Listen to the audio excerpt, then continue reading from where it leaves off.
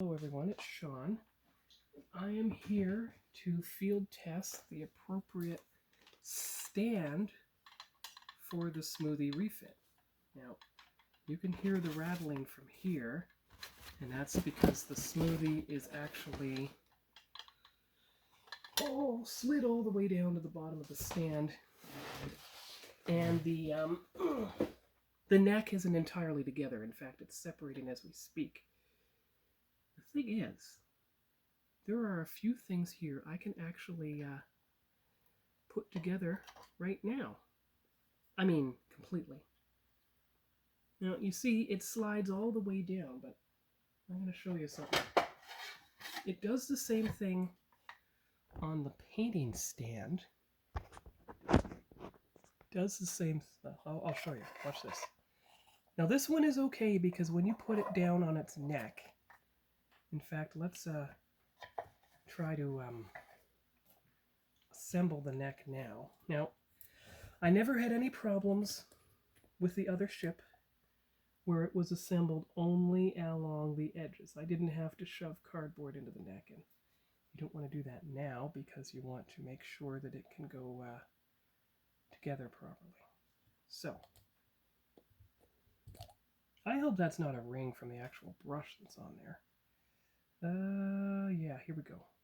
Along the top, along the edges, even the tab. Yes. And try not to get it on my hands.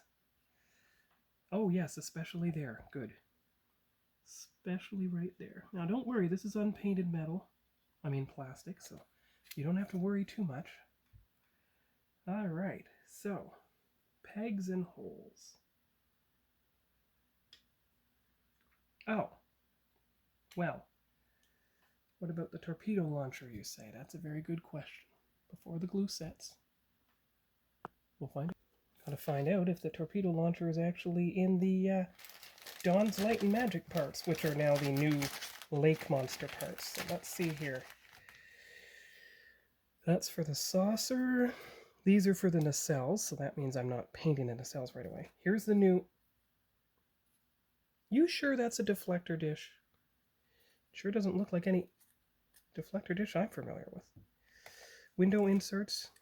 There's the clear deflector housing, which I may or may not use. Aha! No torpedo launcher in here. Okay. Well then, I am just going to have to figure something else out here. You don't have to remove these parts that are in the saucer because you can use the decals to fix it.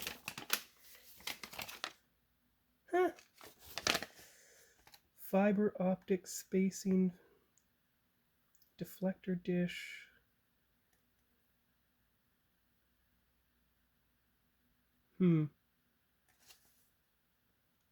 Okay, well, give me one moment. Oh, look! That's what that random piece is. It's some kind of dorsal extension for the neck. That's good to know.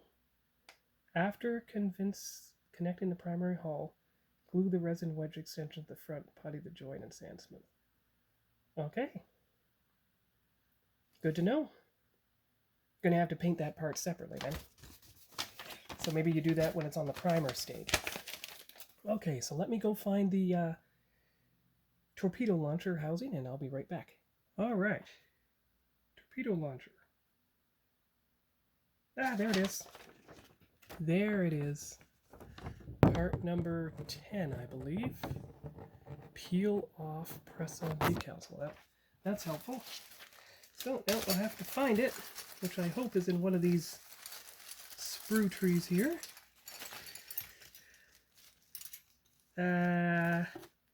There's the impulse housing. There's the torpedo launcher, but okay, let's see if I can glue that in place on the neck as well. Because this whole thing is going to be primed as one piece, so I'll be right back. Alright, I'm back. So, part number... let me see if the chrome marker works here for highlighting the part number.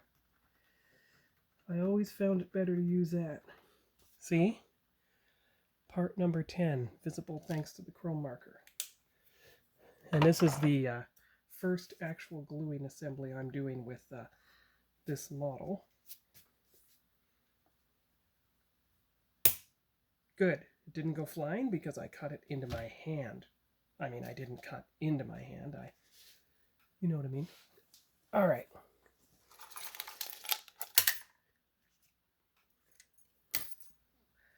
Okay, so carefully.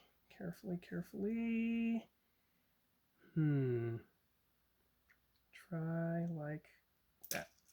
There you go. Okay, good. Now let's see. Is there a certain way that it goes on which is better than one other way? Let's see here. Right side up or right side down? Well, you see these little tabs here? You see those little flat tabs? That should be what these little tabs here rest on. So we'll get out the glue again. See, I didn't even know this kit came with a dorsal extension. But the interesting thing is, unlike the other kit, it didn't say, oh, you have to shave the neck to correct the lean. It did not say anything about that. So that's a good sign at least.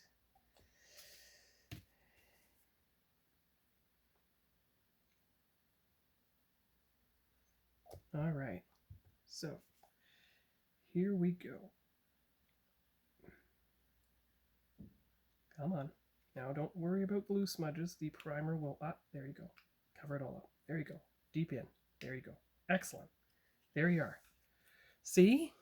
So that is the assembly of the thing. Now the neck. Don't worry about fingerprints. The primer will cover all that up. There you go. Okay, now.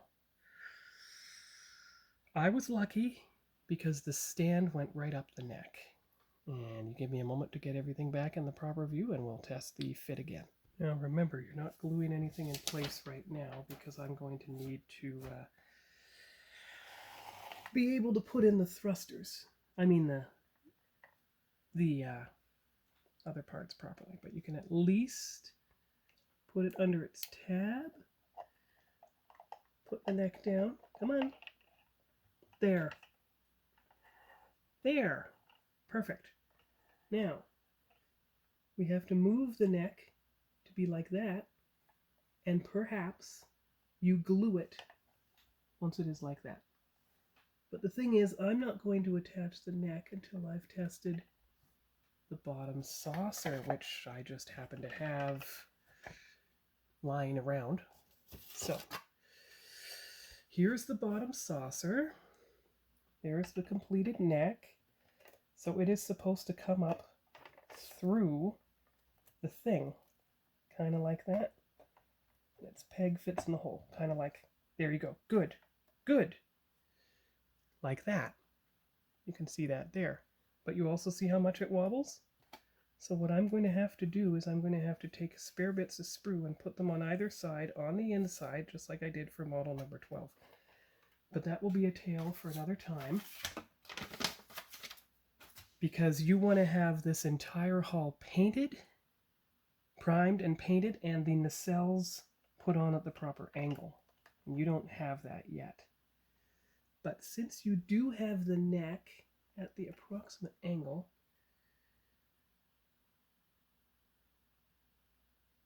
because I intend to paint the nacelles when they're on the ship, so there's no harm in assembling the nacelles now. I mean, you're not going to paint... Yeah, you can paint them assembled, but not the struts. Just the... I'll show you in a moment. There's no harm assembling these two. 21 and 23. There's no... But the point is... Look, you've got it. Oh, where are the other set of... Oh, look, they're still taped together. Good. So... Good, I'm still in camera range. There you go. See? Like that. But, you see? It's not big enough yet. Now, it's hard to get at the strut from the inside. What you do is you prop it up with oh, I don't know, you prop it up with something like a library book or something, or CDs. But that's the general idea. Here's the other strut. So just make sure the tabs and everything match. There's no harm assembling these parts either. How much more room do I have? Oh, good, and only 3 minutes left. So actually, why don't I assemble them first? Glue them in place. I mean, to each other's halves, and we'll go from there. So I will be right back. Good news, I found my clamps. So I will be able to clamp the nacelles together, the struts anyway, to make sure that they remain intact and as put together as they possibly can be. See? There you go. And don't worry about the bare plastic, because you're going to have the primer, the base coat, and Aztec decals put on that once it's assembled in place. So I'll do all the gluing, I'll do all the putting before I even put on a primer coat. And of course, being winter, you need to put on a coat anyway, whether it's a primer coat or a fluffy one. Ha ha ha. And you see? No marks on the bare plastic from the tape. You know, I bet when my parents gave me these clothespins more than 14 years ago, I bet they never imagined they'd be used for model building. Now, you see these Dawn's Light and Magic parts here? That is why I cannot yet assemble the nacelles. At least I don't think I can. Because I don't think you can just drop the Dawn's Light and Magic parts. What the? Oh, give me one. What is going on? Look at that. That's no fun. What is going on? That is a very great mystery. What in the world? 24 and 22. Then 21 and 23. But that is a complete... Oh, wait, I know what I did wrong. There you go. There you go. Now, you cannot assemble it and have it painted at the same time because they are two distinct colors. Oh, it's a bit misaligned. Give me 1 second here. And I know I only have about 30 seconds left, so this will have to be a brief cliffhanger, I suppose. So you have to watch the next episode to figure out whether I actually got the things in place properly or not. That's an unintentional cliffhanger, but because Movie Maker doesn't allow me to stitch everything together, we'll have to wait until next time to see if I was successful. Bye-bye.